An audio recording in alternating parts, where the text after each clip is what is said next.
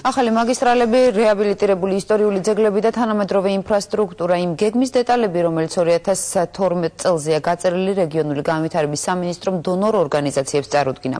შეხვედრაზე კომპანიებმა, რომელთანაც უწყება ანგარიშვალდებულია უკვე დასრულებული პროექტების შესახებ სრული ინფორმაცია მიიღეს.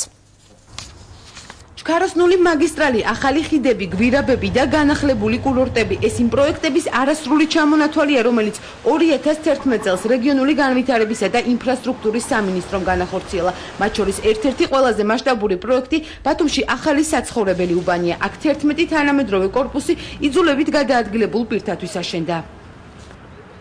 გასული წლის მუშაობის შედეგები დღეს რამაზ ნიკოლაიშვილმა დონორ ორგანიზაციებს გააცნო. შეხვედრას საქართველოში აკრედიტირებული საელჩოების წარმომადგენლებიც ესწრებოდნენ. მნიშვნელოვანია ასეთი შეხვედრები და ერთობლივად წლიური ანგარიშის გაცნობა.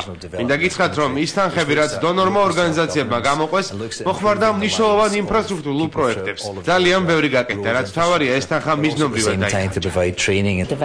Ქოს ქვეყანაში ძალიან ბევრი ქვეყნისათვის მნიშვნელოვანი ინფრასტრუქტურული პროექტები განხორციელდა.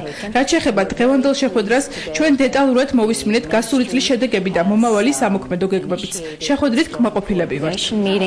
ფინანსებელი ორგანიზაციების წევრებმა 2012 წლის გეგმებიც მოისმინეს. მასშტაბური პროექტების განხორციელება წელსაც დაგეგმილია. შეხვედრაზე მინისტრმა თანხების მიზნობრიობაც დეტალურად განმარტა. მნიშვნელოვანი წელი გავიარეთ დონორებთან ერთად. მე ინფრასტრუქტურის განვითარებას გულისხმობ, ძალიან ბევრი საინტერესო პროექტი ქონდა და შესაბამისად ამაზე ვისაუბრეთ, თუმცა უფრო მნიშვნელოვანია თავისთავად წელი, რომელშიც ახლა ვცხოვრობთ და წელი და პროექტები, რომელსაც დონორებთან ერთად ვახორციელებთ, რამდენიმე სერიოზული ინოვაცია აქვს. ისინი ეხმარებიან ქართულ ბიზნესს, რომელიც ჩართულია ამ პროცესში, ახორციელებს ამ სამუშაოებს, ასექმებს ადამიანებს.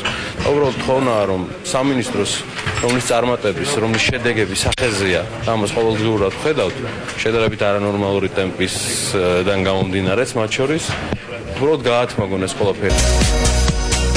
ახალი სასტუმროები, რეაბილიტირებული ისტორიული ძეგლები, ახალი შენობები და შეცვლილი ინფრასტრუქტურა თელავს 2012 წლის შემოდგომაზე ექნება. რეგიონული განვითარებისა და ინფრასტრუქტურის სამინისტრო მიმდინარე წლის გეგმებს შორის ერთ-ერთ ყველაზე მასშტაბურ პროექტად აფასებს. სამოქმედო გეგმაში შედის იმერეთის შემოვლითი გზის ქუთაისის 13 კილომეტრიანი მონაკვეთი. წლის ბოლოს ექსპლუატაციაში შევა 15 კილომეტრიანი ქობულეთის ახალი გზაც.